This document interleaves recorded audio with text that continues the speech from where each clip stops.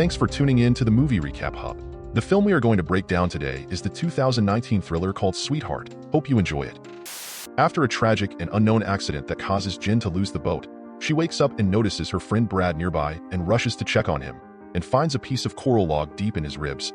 Helpless, she takes the flare gun from his vest and drags Brad away from the water's edge. Jin removes the coral and uses fabric to cover his wound. Brad only responds by asking, "Did you see it?" Jin thinks he needs water, so she finds a coconut and breaks it open with a rock. Sadly, by the time she returns, Brad has already died. Saddened, she looks around, finding various items that appear to have been there a long time. She checks a cooler and discovers some sealed soda bottles. She finds more items, including a small metal box with matches, sailcloth, and a bag of toys. Suddenly, Jin hears an odd noise and decides to check it and finds it coming from a hollow log, so she peeks inside. A bird startles her by flying out. Jin then covers Brad's body with large leaves. As the sun begins to set, Jin searches for a place to stay the night just before it starts raining. She covers herself with the sailcloth and sets out some items to catch rainwater. The next morning, Jin finds numerous dead fish on the shore and gathers them into a bag. She's also horrified to see a dead shark with gruesome gashes on its body. While exploring the island, Jin spots rock piles and a cross-shaped branch, realizing they are graves. Inspired by this, she digs a hole, places Brad's decaying body in it, and then covers it with leaves and sand while marking it with Brad's initials. Later, she uses the matches to start a fire and cook fish. In the morning, Jin is horrified to see Brad's body missing, so she uses a rock on a branch to craft a spear. With her gaze fixed on the jungle, she stays alert but eventually falls asleep. Later, she's woken up by an unusual sound but sees nothing, so assumes it was just the fire. The next day, Jin spots some items floating and wades into the water to retrieve them. Before heading back, she dives to see if there's anything else and is shocked to find a mysterious hole in the ocean floor. She avoids it and returns with her newfound items. Inside a suitcase, she discovers some clothes and changes into warmer ones. That night, Jin checks the box again and finds photos of the deceased owners. Suddenly, she hears a plane overhead and shoots the flare gun. But sadly, the plane doesn't notice it. But as the flare falls, it illuminates the outline of a strange towering creature. Terrified, Jin grabs her spear and rushes to hide in the jungle. Soon, the creature steps onto the island, searching through the bushes, but it doesn't spot Jin and leaves without harm. As she looks at the old photos, she notices the monster's eyes in the background. Desperate as the sun sets, Jin hides inside the hollow tree to sleep safely. Later, in the dead of night, the monster returns to the island. The creature grabs her log and begins rolling it and pounding on it. So Jin focuses on staying silent and protecting her head. After much shaking and growling, the monster finally leaves.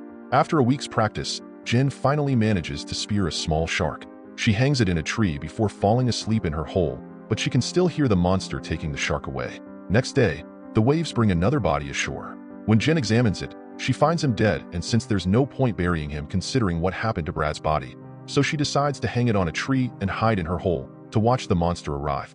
The monster returns and quickly pulls down the body and starts eating it. The next day, Jin uses the sailcloth, some belts, and rope to make a hammock, which she hangs high in the trees.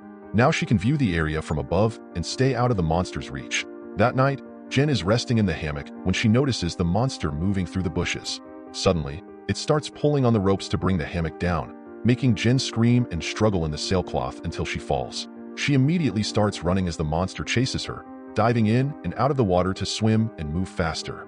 The monster catches up, Jin stabs it with her spear, but the beast throws her onto the sand and then again into the water as she lays there ready to be killed by the monster. Suddenly, a loud thunderclap scares it away. Jin then decides to climb a tree and sleep there in the rain, despite the uncomfortable position. In the morning, Jin checks her leg and finds a nasty wound. While washing and changing clothes, she spots a life raft and immediately jumps into the water to reach it. Inside are her boyfriend, Lucas, and Brad's girlfriend, Mia. Jin helps them reach the shore, where the couple reunites in a tight hug. Jin then shares her sodas and fish, trying to explain the monster to her friends, insisting they should use the raft to leave. She even shows them the picture and tells them about Brad's death. However, they don't believe her and tell her she's been imagining things and refuse to get back on the raft, as the isolation nearly drove them insane. Jin then borrows Lucas's Swiss knife to get more food. She notices blood on the blade and grows suspicious. She tries convincing her friends to leave again, leading to an argument that ends with Lucas shouting at her. Later, while Lucas and Mia are distracted, Jin gathers her belongings, puts them in the raft, and pushes it into the ocean to escape. However, they see her and rush to stop her. Lucas grabs Jin, and she accidentally kicks Mia in the face. Angry, Mia hits Jin with an oar, knocking her out. By nighttime, Jin wakes up horrified to find her friends have tied her to a tree. They refuse to untie her when she asks, and Mia leaves to give Lucas some privacy. Lucas starts ranting about Jin's behavior.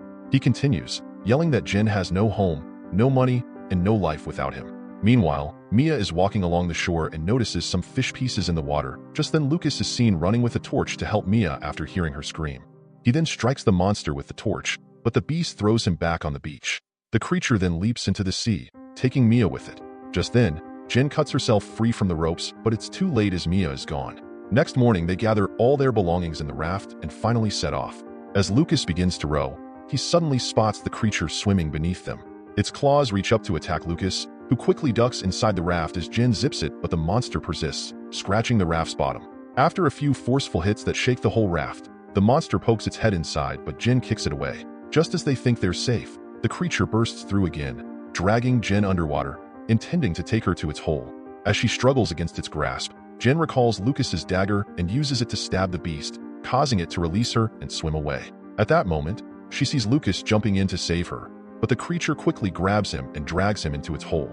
After screaming in anguish, Jin swims back to the shore. She works on reigniting the fire and devises a plan that involves crafting several spears, collecting wooden leaves, and digging holes in the sand. This leads her to discover a skeleton, prompting her to use the bones for her strategy as well. As night falls, the monster emerges from the water and begins to roam through the jungle, drawn by the scent of fish. When the beast reaches the bait, Jin ignites several pyres to ensnare the monster and then stabs it once before rushing to conceal herself behind a tree. The monster searches for her, and Jin waits for it to turn its back before attempting to stab it with a bone, only to be knocked down. Refusing to surrender, she quickly stabs the monster again, but this time it retaliates forcefully, sending her flying. Seeing that the beast is bleeding and in pain, Jin resolves to continue fighting. She stabs it repeatedly with every piece of bone she can find, occasionally getting struck in return. The creature forces Jin down onto the sand, then seizes her legs and pulls her closer, lifting her by the face, ready to end her. Jin then repeatedly stabs the wound she inflicted earlier, forcing the monster to drop her. It strikes her with its claws one last time. However, the pain is too intense, and it can barely move anymore. Jin then runs back to the beach to retrieve more spears, but the monster catches up to her. But after letting out a deafening roar, it collapses onto the sand as Jin stabs it with the spear until it is finally dead for good. Then, she takes a piece of its hard shell and uses it to decapitate the monster and use its head as proof if people don't believe her. Jin then walks towards the raft, leaving a burning jungle behind. That's the end of the video. Out of all the content available out there and the various options, you gave your valuable time to this channel, for which I'm truly grateful. As you'd agree, producing this kind of content requires a lot of time and effort.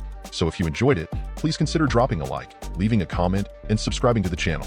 It'll only take a second of your time, but will help us immensely and motivate us to create more content like this. Don't forget to click the bell icon to stay updated on our next video. Thank you.